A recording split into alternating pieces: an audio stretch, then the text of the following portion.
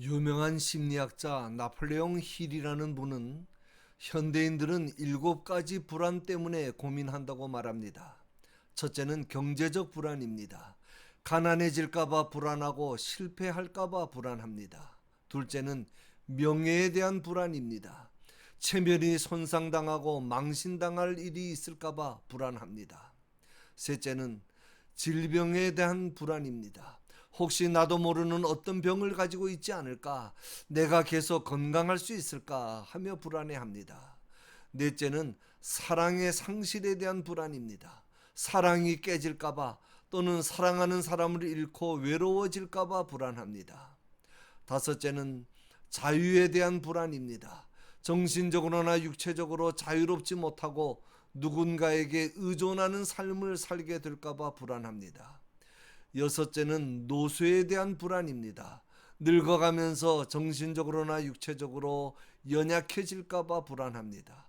마지막 일곱째는 죽음에 대한 불안입니다. 현대인들은 이런 불안들 때문에 늘 고민하고 걱정하고 절망하며 산다는 것입니다. 특히 죽음이라고 하는 것, 나이를 불문하고 결코 남의 일이 아닙니다. 날이 갈수록 우리 주변에서 많이 일어나는 일이기 때문에 언젠가는 내 차례가 오지 않을까 하는 생각에 늘 불안하고 걱정이 되는 일입니다. 성경에 예수님께서 죽은 자를 살리시는 사건이 3번 기록되어 있습니다.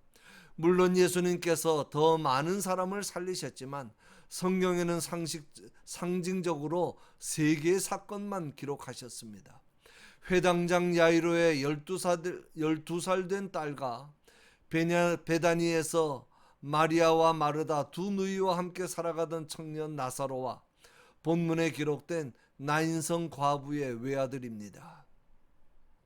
이 3사건은 물론 각각 나름대로의 계시적 의미와 교훈이 있습니다만 종합적으로 살펴볼 때 사람은 누구나 다 죽을 수 있다는 것입니다. 일반적으로 볼 때 이 3사람은 죽어서는 안 되는 사람들입니다. 그러나 죽음이라는 것은 죽는 사람 자신이나 그 가족들의 필요나 의지나 사정과는 전혀 상관없이 찾아온다는 사실입니다.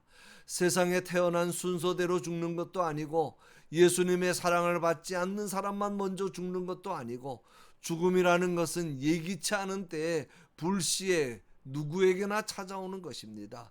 12살 먹은 외동딸도 죽을 수 있고 과부의 외아들도 죽을 수 있고 한 가정을 책임지고 있는 가장도 죽을 수 있습니다.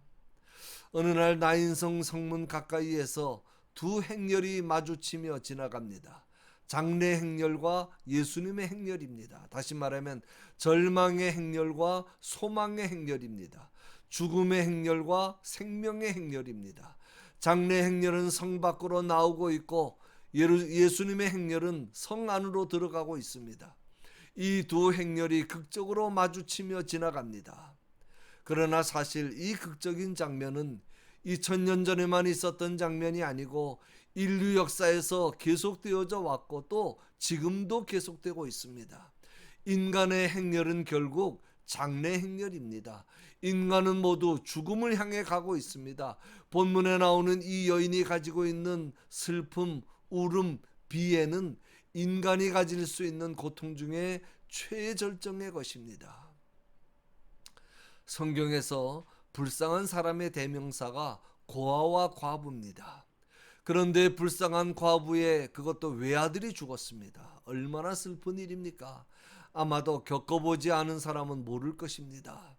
자신의 모든 것을 그 외아들에게 걸었는데 그 외아들이 죽었습니다. 유일한 소망이 죽은 것입니다. 자기 생명보다 더 귀중한 아들이 죽었기 때문입니다. 인간의 그 어떤 말로도 그녀를 위로할 수 없는 상황입니다. 여인은 목을 놓아 울면서 상여 뒤를 따라갑니다. 그 여인의 형편을 잘 아는 마을 사람들도 슬픈 낯으로 상여 뒤를 따르고 있습니다. 관이 나인성을 벗어나서 매장지로 가는 도중에 성 안으로 들어오시는 예수님의 행렬과 만나게 되고 두 행렬이 마주치며 지나갑니다. 지나치시던 예수님께서 슬피 울면서 따라가는 과부를 보셨습니다. 그녀의 모든 사정을 다 아시는 예수님은 그녀를 불쌍히 여기셨습니다. 그리고는 울지 말라고 하면서 관을 붙잡고 장례 행렬을 세우십니다. 그리고는 죽은 자를 향해 말씀하십니다. 청년아, 내가 네게 말하노니 일어나라. 예수님의 이 말씀 한마디에 절망의 행렬이 소망의 행렬로 바뀝니다. 죽음의 행렬이 생명의 행렬로 바뀝니다.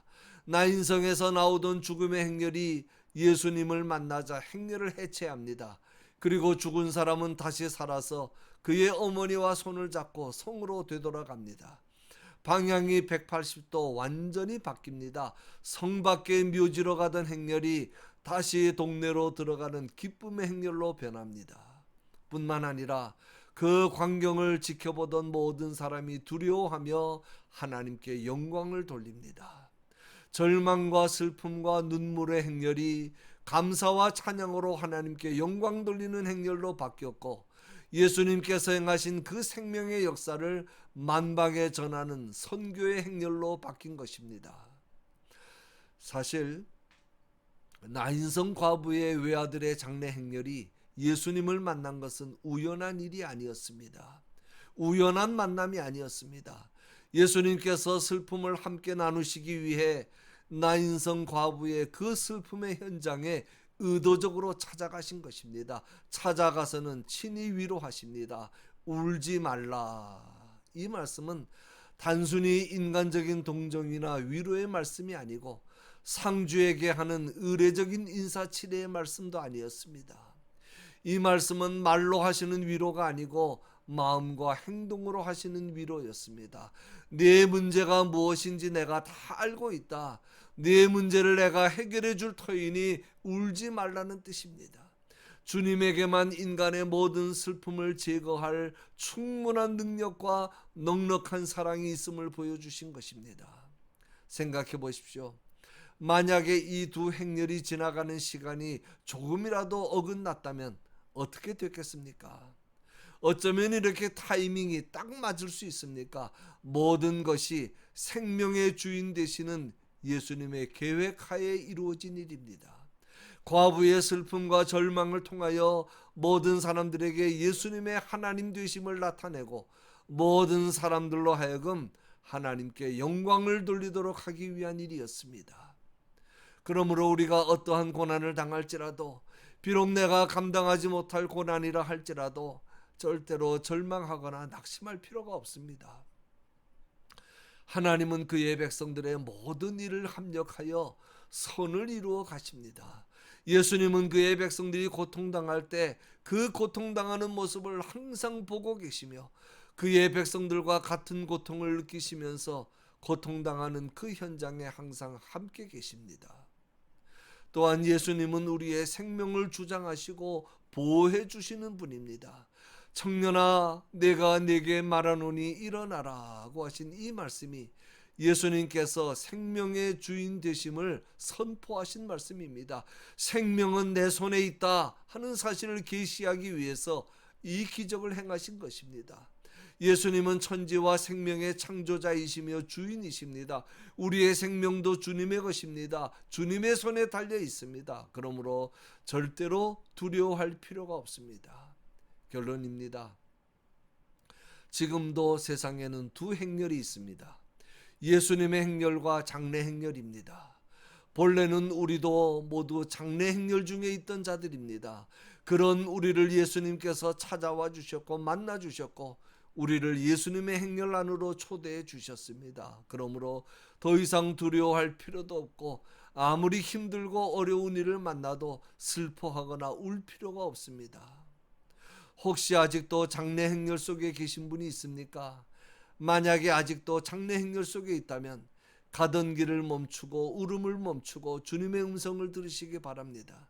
주님은 우리의 모든 문제를 해결할 열쇠를 가지고 우리에게 오고 계십니다. 반드시 그 주님을 만나고 능력의 주님이 항상 함께 하시는 복된 삶을 살아가시기를 바랍니다.